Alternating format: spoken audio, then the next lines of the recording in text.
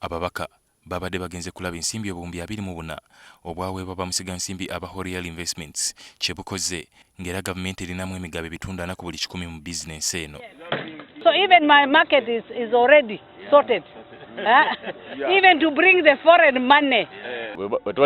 Tetunaba kujja eno tubadde beeraliikirivu naye bwe tutuuse wano bye tulabyewo sente zaffe zikola omulimu mulungi investor asoose gwe tuwadde sente ne tuzirabako nga zikola.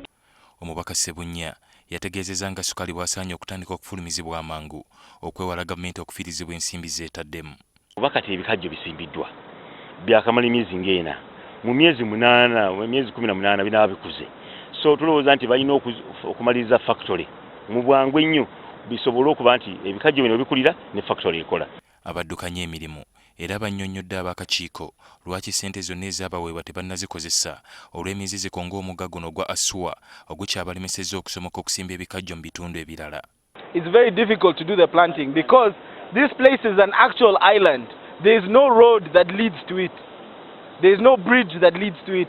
So unless you come from Nimur, it's an actual island. So bringing the sugarcane, although I have started clearing, when the river is high like this, work stops. And that is why government ends up budgeting and we cannot be able to utilize the whole fund. Wabula mubaka omukyalo w'Eddokoro Cecilia Ogwal yalabudde bamusigansimbi abagufudde omuze okubba ettaka ly'abatuuze naye n'atendereza aba Atiak Sugar olw'okuwaana ddala abakyala abakosebwa olutalo lwa kkooni emirimu. But in this case, the investors have decided that let the owners of the land continue to own their land, but they should do production for them. Okufulumya ssukaali kusuubira okutandika ku ntandikwa y'omwaka ogujja era nga kisuubirwa nti n'amasannyalaze gaakukolebwa okuva mu bikajjo bino. Ali Mivule, NTV ku ssaawa emu.